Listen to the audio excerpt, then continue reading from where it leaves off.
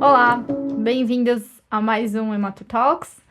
Natália Zing, junto com a Thaís Fischer. E hoje a gente traz um assunto, na verdade a gente já começou a falar sobre, né? Que são sobre os pacientes com linfoma difuso de grandes células B.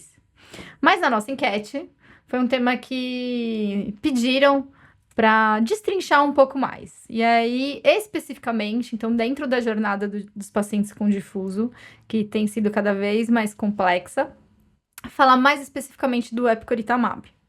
Então, só lembrando que ele é um bispecífico, então é um novo arsenal terapêutico, né? Um novo tipo de terapia, onde no bispecífico, então, nada mais é do que uma molécula, um anticorpo, onde tem dois braços, né? Um a gente vai alcançar a célula tumoral, e aí, nesse caso, é anti-CD20 para linfócito B. E é interessante falar, né, que ele se liga num sítio diferente do rituximab. E o outro braço, o nosso linfócito T, aqui com o CD3, e aí você aproxima as duas células, e aí então você ajuda o seu sistema imune a combater a célula tumoral. E ele ainda tem a fração FC, né, do anticorpo, então os dois bracinhos mais a fração FC, recrutando a imunidade inata, macrófago, célula NK, então otimizando essa resposta imune. Não, e essa estrutura também traz uma estabilidade maior, né? Os bispecíficos nasceram, e acho que uma molécula que realmente mudou muito foi o Blina. Mas ele não tem essa fração FC, e é isso que faz ser um tratamento infusional contínuo. E aqui, com uma fração mais estável, a gente consegue ter uma posologia também mais adaptativa. Então, para ilustrar um pouco melhor esse cenário, Thaís, eu queria que você me falasse qual é um paciente que você indicaria um bispecífico, e aqui o que a gente tem, por enquanto, de aprovação no Brasil é epcoritamab.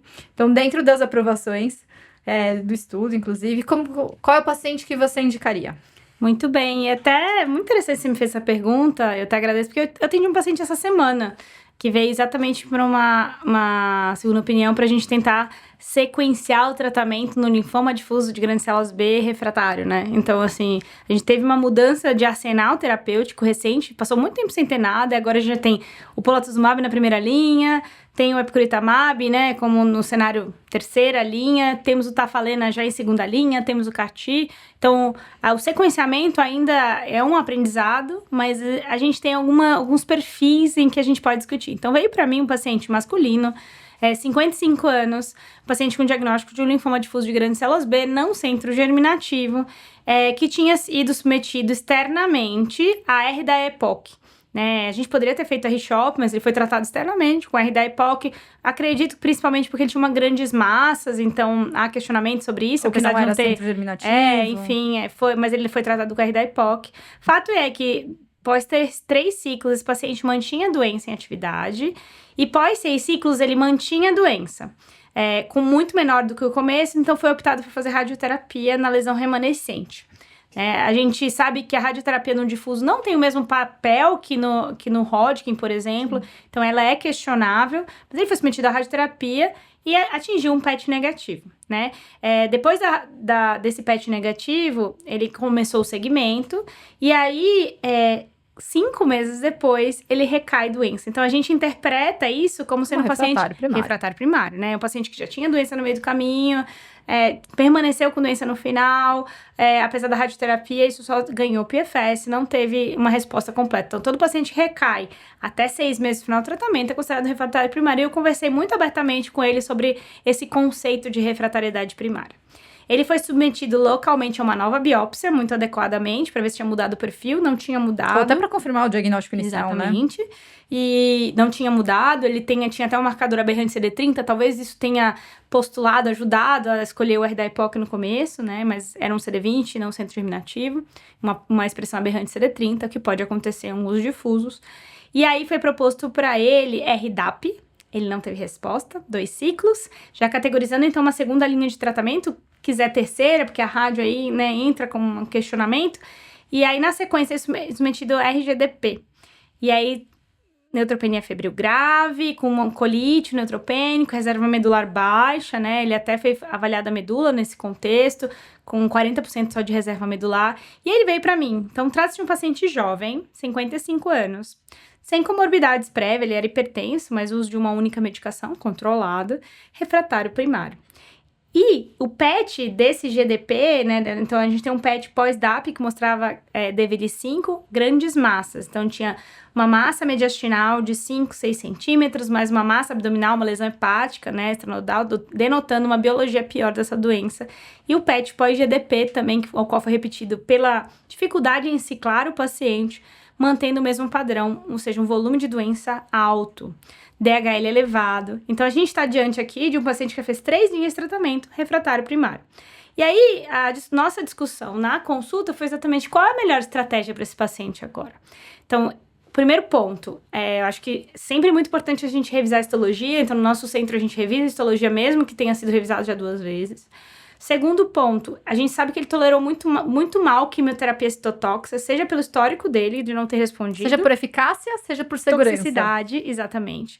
Então, a gente aqui tem alguns caminhos. Eu não tenho dúvida de que ele é um paciente candidato a carticel, né? A gente já aprende critério. Já desde da segunda, da refratariedade primária da segunda refratariedade linha. Mas quimioimuno. quando eu penso, né, que a gente chama brain to vein, ou seja, do momento que eu pensei, o momento que eu efetivamente infundi a célula CAR-T, no nosso centro é de 4 meses e meio. Então, eu tenho que planejar muito bem a jornada desse paciente para poder receber o CAR-T. A gente sabe também, existem vários scores prognósticos em CAR-T, como a gente discutiu na jornada. Então, DHL muito elevado, DHL dele era 480. Múltiplas, um volume de doença elevado, são pacientes que, se forem para o CAR-T dessa forma, eles têm um risco maior de falha, mesmo com os novos produtos, né, da Kite, por exemplo.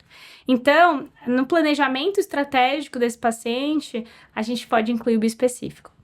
Então, qual é o perfil de paciente que pode ser usado bispecífico antes do CAR-T? Justamente, o volume de doença muito grande, o paciente que eu preciso tratar de uma forma diferente da citotóxica, porque não tolerou muito bem, mudar a estratégia de tratamento, e que não vai aguentar esses 4 meses e meio só com rádio, ou com corticoide, uma quimioterapia ponte, porque tem pacientes... Que é o que a gente fala de medicações que estão na prateleira, exatamente, né? Que são off the shelf. E aí, eu conversei muito com ele sobre isso, né? Usar um tratamento engajador. E aí, com isso, eu te trago os dados do estudo pivotal do EPICOR, né? O estudo pivotal do EPICOR, do ponto de vista cronológico, o epcoritamab, ele veio depois do CAR-T, historicamente.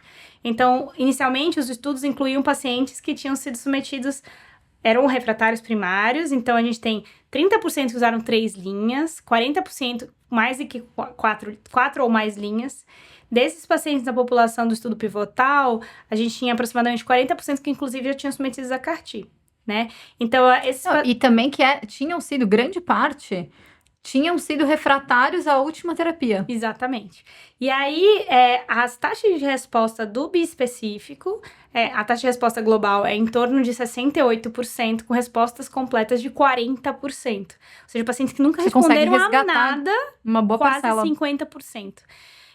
Então, assim, por isso que permite que a gente use essa estratégia de tratamento depois da 3ª linha.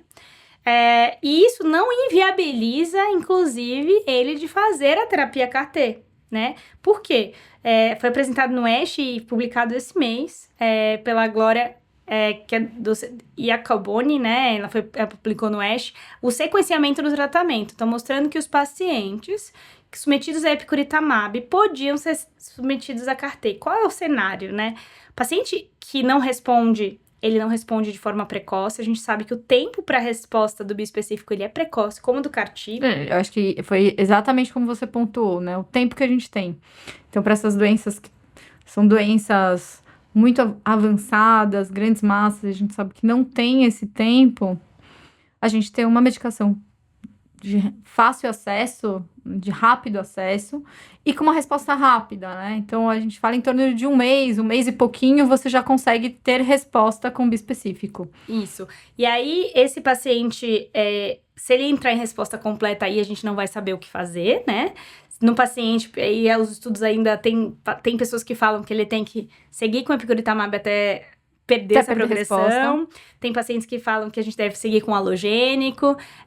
O que a gente tem de resposta melhor no paciente com resposta parcial, a gente sabe que a gente tem que consolidar com terapia CAR-T. Inclusive, já trago uma dúvida que me levantaram outro dia. Se esses pacientes você não levaria para um transplante autólogo? Assim, eu acho que o autólogo é uma quimioterapia, né? Como ele é refratário à quimioterapia citotóxica, provavelmente não. Mas a gente já teve isso no Pembro, essa discussão no pembrolizumab, exatamente. né? Então, assim, que Eu acho que o que a gente você pode precisaria de sensibilizar. dados, você consegue ressensibilizar esse paciente. Mas, como a gente ainda não tem isso claro, a princípio não levaria esse paciente para um autólogo Eu também. também não. E aí, eu falei, a dúvida que eu gostaria de ter é se ele entrar em resposta completa. Essa é a dúvida que todo mundo quer ter. Porque o mais óbvio é que ele fica ou na resposta parcial ou progride a doença, considerando estatisticamente, né, que as taxas de resposta completa são em torno de 40%, é menos do um pouquinho que a metade, apesar de que é excepcional, considerando Nesse o cenário. contexto desse paciente. Então, o que eu propus para ele, né, conversei extensamente na consulta, expliquei risco-benefício, mas o que eu expliquei para ele é que o melhor tratamento disponível para ele seria o epcoritamab com sequenciamento do CAR-T. Espero ter a melhor dúvida de todas, que ele entrou em resposta completa. Ele pode, inclusive, como ele era um paciente de outro centro, realizar a ponte, né, que é o que a gente quer localmente. Ele é um paciente do interior de São Paulo, então ele poderia seguir com o epcoritamab localmente e fazer só a terapia CAR-T num grande centro, o que favorece também acesso, favorece o paciente ficar no centro dele, comodidade e tudo mais. E só um alento, né? Esse trabalho apresentado pela Glória Noeste mostrou que existia muita dúvida. Mas é o mesmo alvo, né? CD20 também, e o CAR-T é o CD19. Então, será que isso atrapalharia a eficácia do CAR-T? Aumentaria a chance de CRS? Será que diminuiria a ação da célula T? Então, eu acho que o grande problema aqui, diferente do mieloma, quando a gente fala de teclistamab, por exemplo, belantamab, que seja BCMAs, e o CAR-T para, né, com foco no BCMA, de você exaurir o alvo terapêutico. Aqui, quando a gente muda o alvo, aqui 20, 19 e tal, é você esgotar o linfócito T, já que as duas terapias são terapias engajadoras, redirecionadoras de linfócito T. Então, a gente precisa de um linfócito T bom para ter uma eficácia também boa. Eu acho que dos pontos aqui, uma opinião minha mesmo. Acho que é o tempo que esse paciente permanece em terapia. Então, se ele fica realmente muitos anos, por exemplo, com um bispecífico, e depois vai fazer o CAR-T, talvez a gente não tenha um produto tão bom. Enquanto se você faz como uma terapia ponte, né? Então, por um período curto, você ainda consegue preservar o seu linfócito T. O que a Glória mostrou no trabalho dela era que era factível, não tinha aumento de CRS e não piorava as taxas de resposta do CAR-T. E que é favorecido especialmente nos pacientes de resposta parcial. Que no completo poderia ser feito ou não, dependendo da disponibilidade do produto, mas que não impactaria nas taxas de resposta, seja por exaustão da célula T, seja pela mudança do foco, que isso pudesse gerar alguma questão. Então, o que a gente sabe é que é factível você realizar o bispecífico na sequência do CAR-T. E a dúvida que eu gostaria de ter é se esse paciente entrar em resposta completa. A nossa tendência atual é deixá-lo em resposta completa com bispecífico e guardar o CAR-T para um segundo momento. O problema é até quando, como, né, vai ser essa recidiva? Será que a gente vai ser explosiva? Será que não vai ser? Isso a gente não sabe. O estudo ainda é curto, mas a mediana de sustentação da resposta é muito adequada no estudo. E aí, por causa disso também, por causa do sucesso do bispecífico, ele vem sendo trazido para linhas mais anteriores, né? E eu queria que você comentasse um pouquinho do que a gente teve no IRRA. Bom, então a gente já tem tratamentos para linhas subsequentes, assim, linhas em segunda linha de tratamento combinado. Acho que essa também é outro movimento. Então, os movimentos sempre são trazer de forma mais precoce, como também combinado e não mais em monoterapia. Então, a gente tem desde estudo combinação com RGMOX, como também para a primeira linha de tratamento.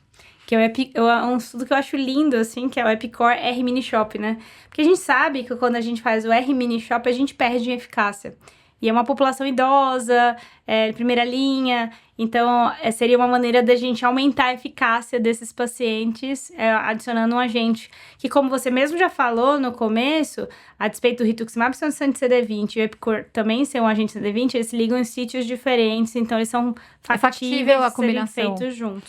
E aí a ideia vai ser de você ter tratamentos finitos também com bispecífico e não um tratamento contínuo, porque é outro cenário, um cenário mais precoce com terapia combinada. Uma das coisas que eu acho interessante a gente comentar é na prática, como fazer, Porque tudo bem, a gente falou de indicação, quem é o paciente que a gente deve usar, mas na prática, como que a gente faz hoje? Quais são os riscos? Como manejar? Então, todo específico a gente sabe que tem um step dose, né? Então, a gente vai subindo a dose de forma gradual para justamente minimizar o risco de CRS, ou, melhor dizendo, né, de liberação de citocinas. E como que a gente deve manejar, então? Então, é diferente do CAR-T, que é um esquema totalmente internado, né? O epcoritamab, ele é feito predominantemente ambulatorial.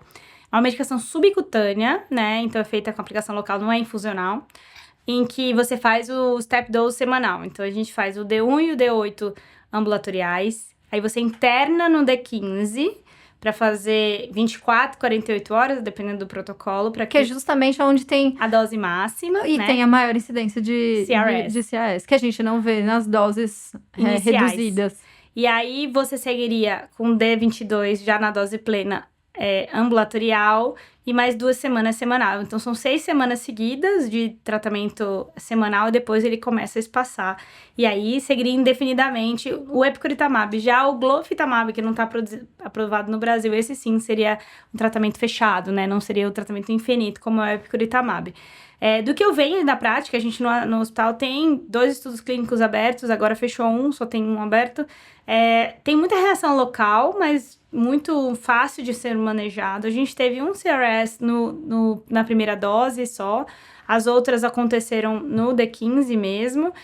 Facilmente manejável, CRS grau 1, só febre. A gente teve 2 casos de hipotensão, seu CRS grau 2, com necessidade de tocilizumab.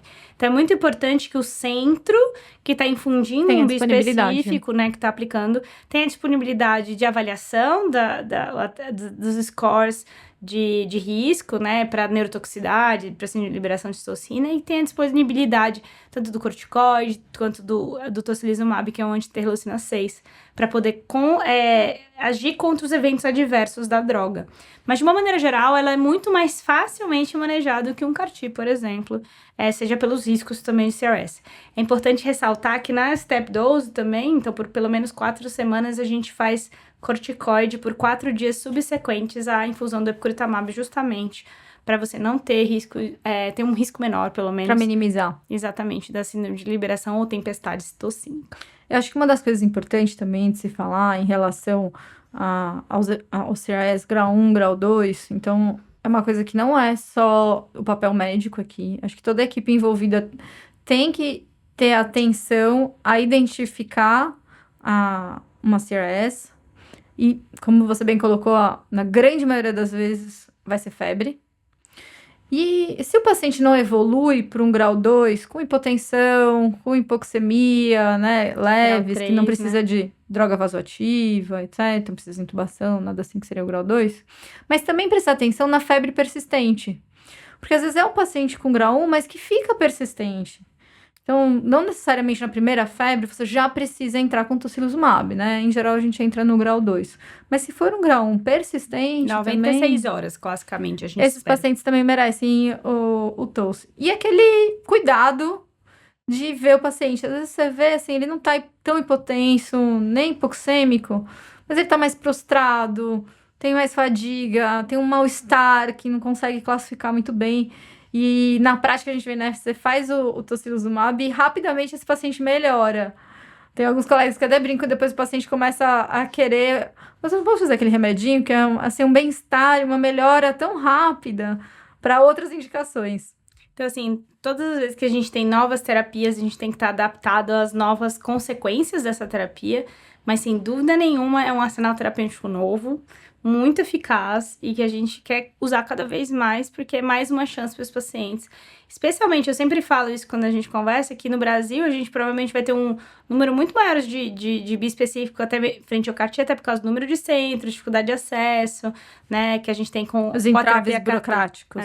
Então, acredito que a gente vai crescer muito mais rápido no bispecífico do que no CAR-T, por uma questão de acesso mesmo. E acho que outro ponto de crescimento, de conhecimento, é referente à infecção, né? Então, quando a gente fala dos bispecíficos, e ainda mais quando a gente coloca eles em linhas subsequentes, então, paciente que já vem com uma história de tratamento prévio, você vai acabar depletando, né? Aqui, ainda mais, tanto linfócitos B quanto T. E então tem uma linfodepressão muito importante, geral do paciente. Ele vai ter mais infecção, obviamente, tem mais risco de infecção. E como a gente manejar? Desde profilaxias, porque o ideal é evitar a infecção, né? Não tratar a infecção, evitar. Desde profilaxias, ao uso da imunoglobulina, que realmente é muito contraditória ainda, mas tem muitas questões relacionadas ao uso de imunoglobulina, mas é uma ferramenta que eu acredito que melhore. Vacinação, por mais que muitas vezes a gente vai ver uma resposta frustra a vacinação, mas é tentar ter todo o nosso arsenal de profilaxia para evitar um evento infeccioso. Eu acho que a gente vem num crescente, né? Por exemplo, uma das coisas que a gente teve recentemente é que no epcoritamab teve reativação de citomegalovírus, né? Em pacientes que não é algo habitual para um linfoma, por exemplo, né? Obviamente, muito politratado, sim. Muitas vezes a gente vê mais no cenário de transplante alogênico. Sim, exatamente. Mesmo, então, né? a gente teve casos de reativação de citomegalovírus, então ficar atento a dores articulares, aumentos de transaminases não explicadas, a pesquisar, porque é algo que não estava no nosso dia. Então, novos alvos. Novas complicações, novas profilaxias, novos jeitos de olhar. Ninguém sabe direito se a gente tá tendo mais citomegalo porque tem corticoide junto, porque a gente tá usando tocilizumab, ou se é pela própria ação do bispecífico. Mas a gente tem que ficar atento para reconhecer e não colocar tudo na culpa da droga ou na culpa da doença e reconhecer outros agentes que podem estar impactando nesse cenário global, né? Olhar muito a imunidade. Eu acho que agora a gente vai ter que ter um direcionamento do olhar muito bem para quanto tem de linfócito B, como está a resposta D4, como é que tá a imunoglobulina. Esse é o seu novo desafio. E acho que uma mensagem também importante, que a gente sempre fala na oncohematologia, é de guardar a carta ou não guardar a carta, né? E a gente vê, às vezes, ainda alguns colegas... eu tenho essa droga, mas eu vou guardar. Mas aí você vai guardar e nem sempre você vai conseguir usar depois. Então, acho que quanto antes a gente usar a melhor terapia disponível, com certeza é melhor desfecho. Hoje mudou, né, muito a jornada do paciente e a gente realmente mudou o fluxograma de tratamento do difuso. Então, por exemplo, esse paciente que é quimio-refratário, a gente não deve ficar insistindo em quimioterapia. Porque você vai acabar só trazendo mais toxicidade para esse paciente, e são toxicidades que ele vai carregar na mochila dele e não vai agregar em eficácia. Então, quanto antes você conseguir intervir com outro mecanismo, você vai ter uma resposta melhor. Então, aqui a gente tem aprovação para terceira linha. Então, evitar ao máximo, e é óbvio que sempre que lança uma nova medicação, a gente já tem pacientes reprimidos, né? Reprimidos. Represados. Mas o quanto antes a gente conseguir usar, a gente com certeza vai ter uma resposta melhor. Com isso eu gostaria de agradecer a pergunta enviada, as dúvidas enviadas, aguardamos novas sugestões de assuntos para que a gente possa discutir mais questões relacionadas à oncohematologia e hematologia geral. E aí, só lembrando que tem disponibilidade do vídeo, do áudio, né, no Spotify, no YouTube, no Instagram. E é isso, venha tomar um café com a gente.